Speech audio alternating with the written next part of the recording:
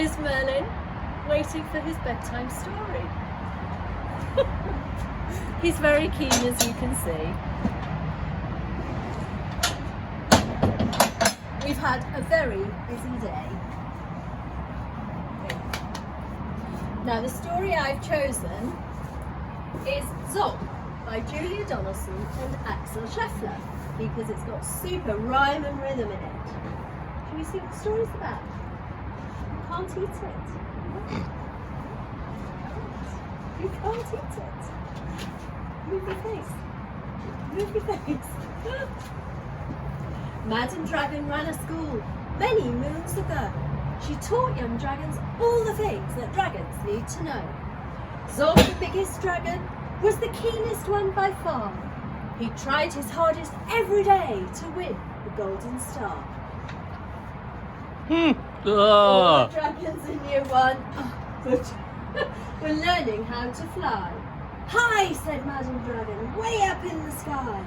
Now that you've been shown, you can practice on your own, and you'll all be expert flyers by the time you're fully grown. Zog went off to practice, flying fast and free. He soared and swooped and loop and crashed into a tree. Just then a little girl came by. Oh, please don't cry, she said. Perhaps you'd like a nice sticky plaster for your head. What a good idea, said Zog then. Up and off he flew, his plaster gleaming pinkly as he zigzagged through the blue. A year went by, and in year two, the dragons learned to roar. More, said Madam Dragon, louder I implore.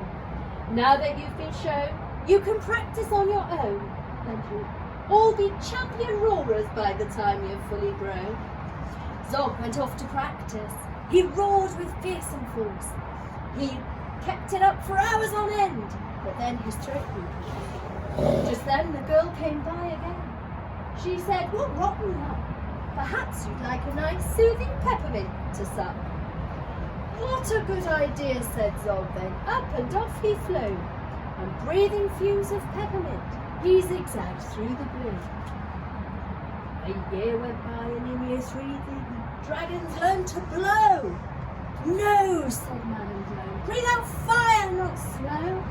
Now that you've been shown, you can practice on your own, and you'll all be breathing bonfires by the time you're fully grown. Zog went off to practice. He blew with all his might. He twirled around in triumph, and his wingtip caught alight. Just then the girl came by again. She said, poor old thing, perhaps you'd like a nice stretchy bandage for your wing. What a good idea, said Zog then. Up and off he flew, his bandage flapping wildly as he zigzagged through the blue. All the year four dragons were learning, can you guess? Yes, said Madam Dragon, how to capture a princess. Now that you've been shown, you can practice on your own. You'll need to capture hundreds by the time you're fully grown. Zog went off to practice. He tried and tried and tried, but he simply couldn't manage. I'm no good at this, he cried. I'll never win a golden star. Just then he saw the girl. Perhaps, she said, you'd like to capture me. I'm Princess Pearl. What a good idea, said Zog. Then up and off they flew, the princess gripping tightly as they zigzagged through the blue. Ah, said Madam Dragon, our first princess so far. Congratulations, Zog, my dear, you've won a golden star. Zog was proud and happy, and Pearl felt good as well. She took the dragon's temperatures and nursed them when they fell. A year went by, and in year 5, the dragons learned to fight. Right, said Madam Dragon, here comes a real live knight. Up spoke the knight. My name, he said, is Gadabout the Great. I've come to rescue Princess Pearl. I hope she's not too late. Zog breathed fire and beat his wings. You can't, she's mine, he roared. Oh no, she's not, yelled Gadabout, and waved his trusty sword. The other dragons crowded round and watched them all agog. Who was going to win the fight, said Gadabout or Zog? Then Princess Pearl stepped forward, crying, "Stop, you silly chumps! The world's already far too full of cuts and burns and bumps. Don't rescue me, I won't go back to being a princess and prancing round the palace in a silly frilly dress. I want to be a doctor and travel here and there, listening to people's chests and giving them my care." "Me too," exclaimed the knight, and took his helmet off his head. "I'd rather wear a nice twisty stethoscope," he said.